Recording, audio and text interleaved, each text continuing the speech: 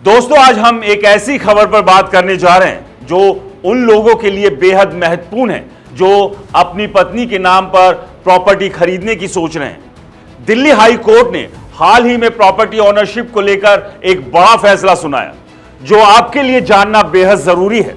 तो चलिए बिना देर किए इस फैसले की पूरी डिटेल समझते हैं। दोस्तों, आजकल कई लोग टैक्स बचाने, पारिवारिक सुरक्षा या दूसरे कारणों से अपनी कमाई से पत्नी के नाम पर प्रॉपर्टी खरीद लेते हैं। लेकिन सवाल यह है कि क्या कागजों पर पत्नी का नाम होने से वो प्रॉपर्टी पूरी तरह से उनकी हो जाती है? दिल्ली हाई कोर्ट ने इस मुद्दे पर स्पष्टता दी। कोर्ट ने कहा कि अगर पति अपनी वैध कमाई से पत्नी के नाम पर प्रॉपर्टी खरीदता है तो असली मालिकाना हक पति का ही रहेगा, भले ही रजिस्ट्री में पत्नी का नाम हो। यह मामला तब सामने आया जब एक व्यक्ति ने दावा किया कि उसने अपनी कमाई से दिल्ली के न्यू मोती नगर और गुरुग्राम में 2 संपत्तियां खरीदी थी, लेकिन इन्हें अपनी पत्नी के नाम पर रजिस्टर करवाया था। पति पत्नी के बीच विवाद होने पर पति ने कोर्ट में याचिका दायर की।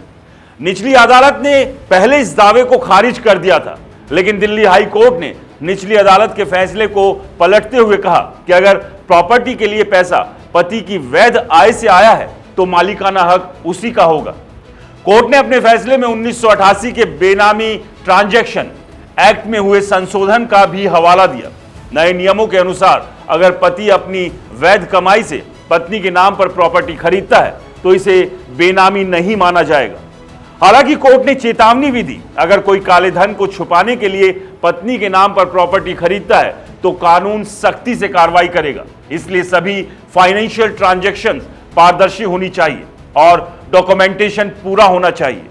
यह फैसला उन लोगों के लिए एक बड़ा सबक है जो टैक्स बचाने या दूसरे कारणों से पत्नी के नाम पर प्रॉपर्टी खरीदते हैं। अब यह साफ हो गया है कि रजिस्ट्री में नाम से ज्यादा महत्वपूर्ण यह है कि प्रॉपर्टी के लिए पैसा किसने दिया। अगर आप भी ऐसी प्रॉपर्टी खरीदने की सोच रहे हैं तो कोर्ट के इस फैसले को ध्यान में रखें। अब सवाल यह आता है कि ऐसे में क्या करें और क्या ना करें। पहला, प्रॉपर्टी खरीदते समय सभी लेन देन का स्पष्ट रिकॉर्ड रखें। दूसरा, प्रॉपर्टी खरीदने से पहले किसी वकील से सलाह लें ताकि भविष्य में विवाद ना हो।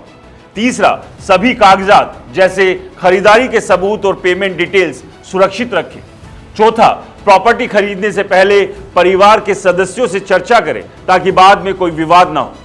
दोस्तों, दिल्ली हाई कोर्ट का यह फैसला प्रॉपर्टी ओनरशिप को लेकर एक नई दिशा देता है। यह न केवल कानूनी स्पष्टता लाता है बल्कि परिवारों में होने वाले प्रॉपर्टी विवादों को भी कम करने में मदद करेगा। लेकिन याद रखें, अगर आप काले धन का इस्तेमाल करते हैं तो कानून आपके खिलाफ सख्त कार्रवाई कर सकता है। इसलिए हमेशा ट्रांसपेरेंसी और कानूनी तरीके से काम करें। अगर आपको ये जानकारी पसंद आई तो हमारे चैनल को लाइक करें, वीडियो को शेयर करें और अपने विचार हमें कमेंट बॉक्स में जरूर बताएं। नमस्कार।